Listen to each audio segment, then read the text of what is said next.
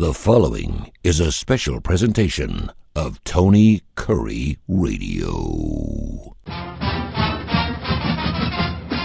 Welcome back to the UAB Director's Chair. Athletic Director Mark Ingram of your UAB Blazers checking in here as we do every single week. Of course, you can hear this show 5 days a week on the TKR podcast network. We were just actually blowing and going. And of course, I do these shows. I do pet shows. I do rock shows. I do all these things. And obviously, UAB fans are very fevered and they're ready to go. And obviously, this is not the football season they've wanted. So they've had a lot to say. And we take a lot of emails. You actually had one of your fans, your biggest fan, super fan, that joined the show last week. We greatly appreciate him doing that.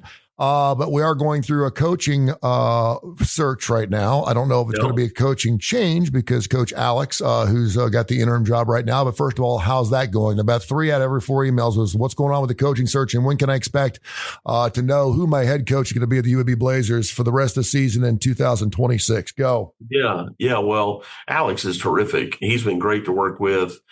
Players have responded well to Alex.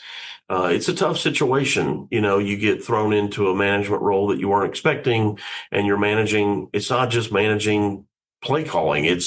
You're managing, call it 150 people every day when you've never managed a person. Mm-hmm. And now you manage 150 people, which is, 100 football players, another 50 staff.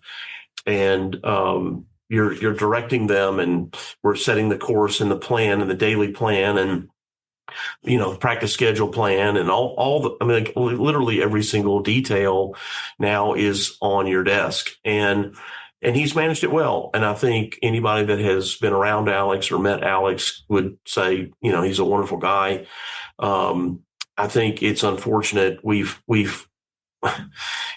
and it's not that different than before. We had such a great plan with the Memphis game, and we had other good plans and have played well in certain ways. We lost to North Texas the other day, who really looked dominant. And yet our yards, our time of possession, rushing yards, passing yards, time of possession, first downs, we were better than them in most statistical categories. Turnovers have been a booger bear, man. I mean, I knew you were going to say that. That's what I was going to say. It's the truth. The truth of the matter is, it's a part of the game. But man, nothing sucks worse than when, and it's just bitten them in the ass all year long. Yeah. It really has. And two interceptions on the 1 yard line going in. Yeah. And so, and a fumble on your own 17. So, and we gave up 2 long kick returns. They returned out to midfield or better. And yes, it's all part of the game, but we did cut our penalties down. We only had 3 penalties. So these are not moral victories. What I'm saying is we're just not as far away from being successful as it may appear. Yeah. And it's like if you can cut down penalties and if you can cut down turnovers, you could probably be in every single game. And then who knows, right? If you're in the game, that's the point. We were in the game at Memphis and what happened? Yeah. Won. Yeah. And so it's unfortunate for everybody, our fans, our coaches, our players, that we are really that close, even though it doesn't appear to be. But if you can get objective and look at those things, you go, okay, how much of this is correctable and how much is not. So nonetheless, I've loved working with Alex. He's moldable. He takes great advice. He asks good questions. I think Alex Mortensen's a great football coach. When can we expect to know for sure who's going to be the coach next season? Do you have a date? Yeah, that somewhat depends on the candidate. We have to all remember that our timeline may not be their timeline, and that's not because of a lack of interest or something that's all of a sudden a problem. If I were to say, hey, we're going to do it by this date, and then we don't hit that date, then we, as humans, we all jump to this negative. The season is still 2 months long. I mean, we still got a ways to go. So you may be going after coaches, maybe FCS or whatever. You got people that are playing games, they're in bowl games, they're potentially, like you said, in the FCS playoffs or whatever, and they just for sake of their team and not wanting to ruin things with the team they're on, they don't lack excitement for this job. They just want to exit the right way. And that, that's a good rule of thumb for all of us, no matter what we do, is taking a new job is exciting and you want to start the right way, but you also want to leave your current employer the right way too. because it creates a lasting memory. And so you want that memory to be a fond one. You got an early Christmas gift for us UAB Blazer fans. Maybe put a big fat bow on that and you hand it to Tony Kurre Radio and let us make the announcement. That would be very, very nice. I think that would certainly help our show. Speaking of a memorable 18 and 10 at Protective Stadium, your seniors have been, and Senior Day coming up this Saturday. 26 seniors will see their last game. I don't think you and I have had this discussion. I think it's warranted to bring up almost every single year. For a lot of guys, this will be the last time they ever take a snap in regular football. They may play something at Thanksgiving with their family out in the yard, but as far as in hearing the crowd coming out on a Saturday afternoon, a Tuesday night, whatever it is, this will be the last time they'll play an organized football snap. But just talk about how difficult that must be when you put your blood, sweat, and tears or something. And for a lot of the guys, Mark, these guys have been playing since they're like Pop Warner, since they're like 6, 7, 8, 9 years old. These kids have been playing for 10, 11, 12 years. Basically their whole life. Yeah. They've been playing football as long as they can remember. And 99% of those guys aren't going to be playing at the next level. So the last time they'll strap those shoulder pads on and put that helmet on, and those days when it's hot and they're long and you're getting beat up all day and you kind of go, oh my gosh, I wish this day was over. Oh gosh, I was just through this. And as soon as you do that for the last time, you immediately start to miss those long, hot days, of getting beat up. And it's the weirdest thing to say, but it's true. And, I've watched grown men walk out onto the football field or the basketball court and be recognized for some particular reason and have their name called, and there's tears streaming down their face because nobody has called their name like that and nobody has cheered for them like that since the day they left. Yeah. And they didn't even know that how much they missed it until it happened. And then it just hits them, and they're 40 or 50 years old and it just hits them. They totally unexpected. And that's one of the beautiful things about sports and cheering for the team that we love. And so that's what you've got on Saturday is we've got 26 seniors who will have their names called and be recognized. And I hope that our fans will appropriately cheer and recognize the hard work of those kids and let them know that they're appreciated, even though we haven't won as many games as we all would have liked. Don't forget, the group that wishes we've won more games more than anybody is them. Yeah. And they're the ones that are in it 24 hours a day, every day. So I hope that, that's the message I would give to our fans is please cheer those kids because they deserve it. Curry family will be there for sure. Looking forward to it. 2:00 kickoff. That's right. 2:00 on Saturday. Protective. Right. 2:00. So we'll look forward to that. Unfortunately, you're going from the 5th best offense in the country to the 4th best offense in the country in the Bulls of South Florida Lake. So you're ready. So you've seen something. Well, hell, just clean up the turnovers. And I mean, who knows what's going to happen? Hopefully they won't put up a 50-pointer on you. But obviously, this is a really good Bulls team. And listen, if you're into college football and you like to watch good football and you get to watch your home team, you're getting the best of both worlds this weekend. So make sure you get down there and check out the Bulls and check out your Blazers coming up here. Well, we'll be watching, as you might assume, we have been watching a lot of Navy film from last week. Navy played them very well and figured it out. They figured out some formula to slow them down, and so good for them. And I think South Florida is really, really good.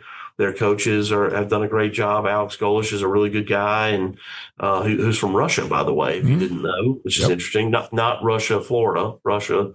Is there Russia, Florida? No, I'm kidding. I was going to say I didn't think there was not Russia, Alabama. No. Russia.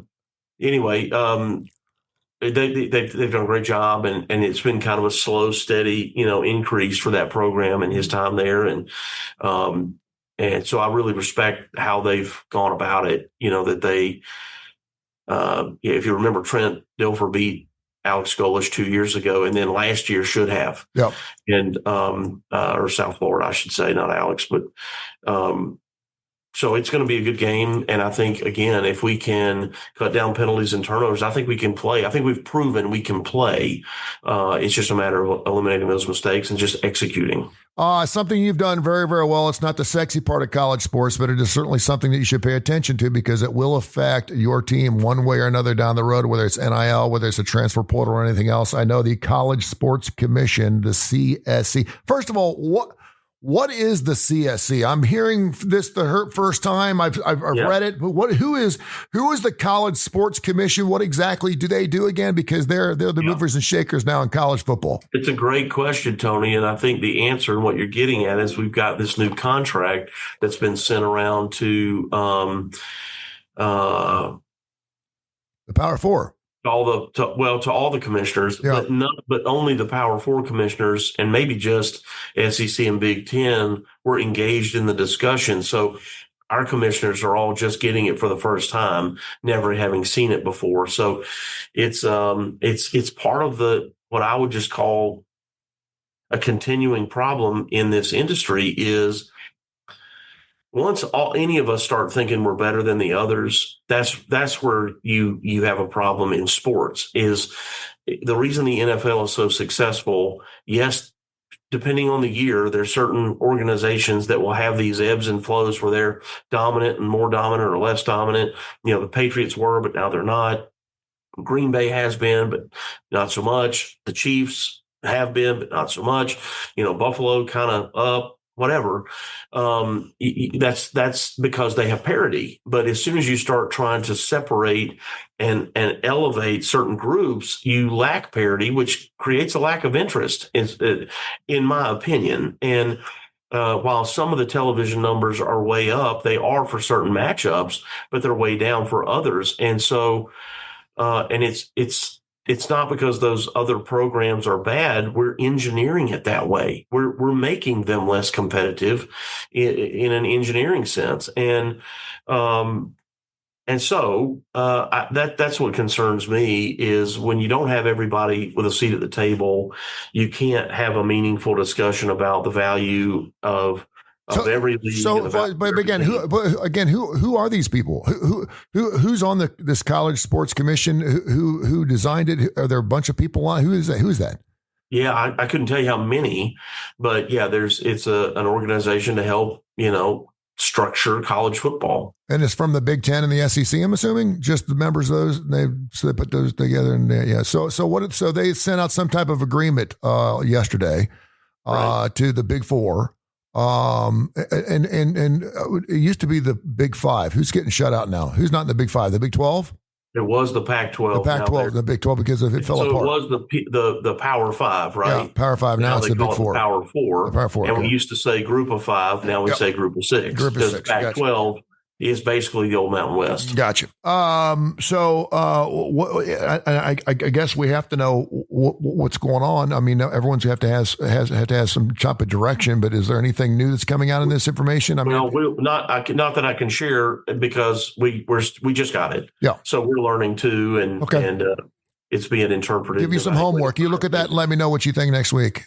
Yeah, we'll be some movers and some shakers. Hey, before I let you go, we got an abbreviated thing here because we just got a lot going on here on Tony Kurre Radio and certainly with the UAB. We got basketball tomorrow night. Come see the Mighty Blazers play South Alabama. There you go. 6:30 in Bartow Arena Friday night, and then nice win against High Point the other day. By the way, it's a good basketball team. Good team. They beat us last year. They have contended for their league championship.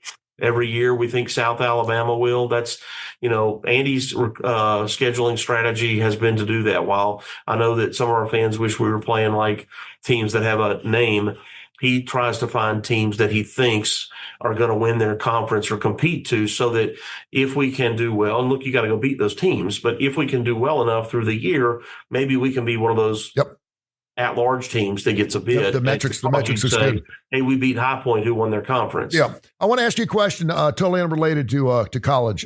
Today, they're having, was it today or yesterday?